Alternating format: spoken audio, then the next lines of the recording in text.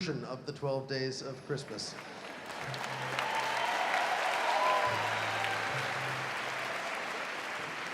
I know, we're kind of proud of it.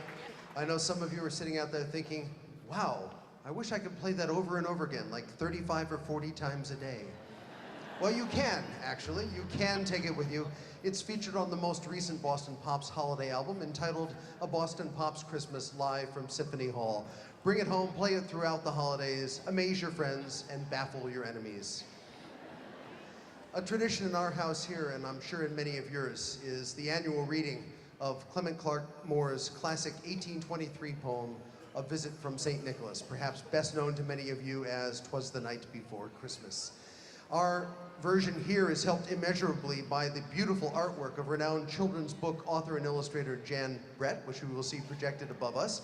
And today, here to do the honors, is a great friend of the Boston Pops. He's well known to Bostonians as an Emmy Award-winning anchor on NECN.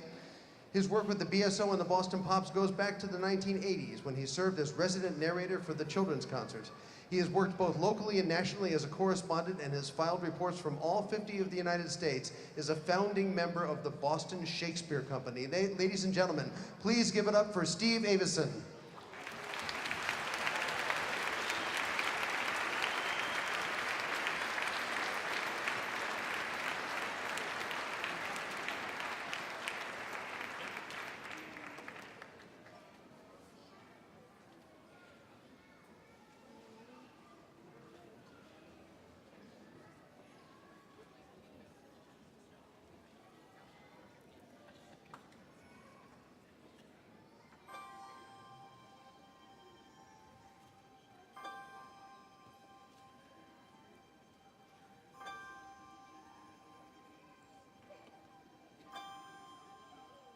Was the night before Christmas, when all through the house not a creature was stirring, not even a mouse.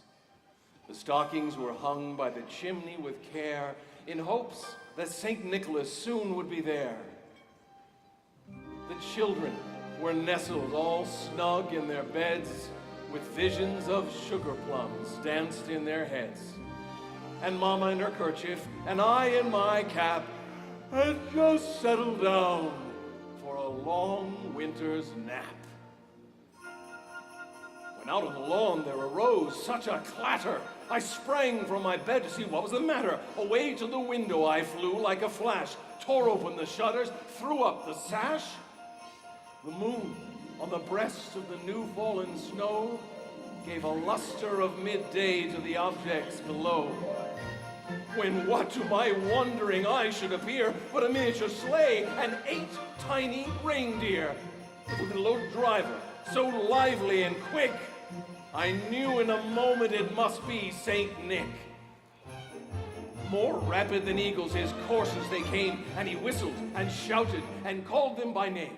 No Dasher, no Dancer, none Prancer and Vixen, on Comet, on Cupid, on Donner and Blitzen, to the top of the porch, to the top of the wall. Now dash away, dash away, dash away all.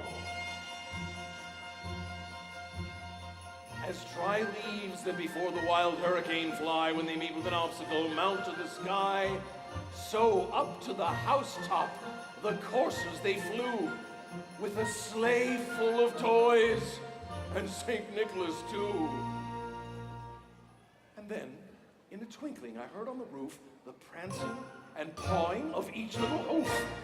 As I drew in my head and was turning around, down the chimney St. Nicholas came with a bound. He was dressed all in fur, from his head to his foot, and his clothes were all tarnished with ashes and soot. A bundle of toys he had flung on his back, and he looked like a peddler just opening his pack. His eyes, how they twinkled, his dimples, how merry, his cheeks were like roses, his nose like a cherry. His droll little mouth was drawn up like a bow, and the beard on his chin was as white as the snow. The stump of a pipe he held tight in his teeth, and the smoke, it encircled his head like a wreath.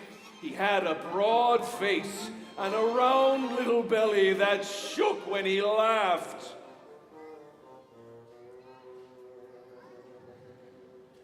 like a bowl full of jelly.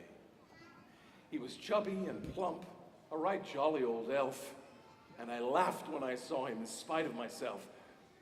A wink of his eye, and I saw, and a twist of his head soon gave me to know I had nothing to dread. He spoke not a word, but went straight to his work and filled all the stockings, and then turned with a jerk, and laying his finger aside of his nose and giving a nod, up the chimney he rose.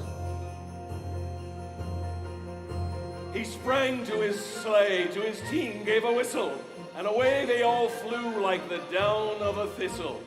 But I heard him exclaim ere he drove out of sight, "Merry Christmas to all, and to all a good night."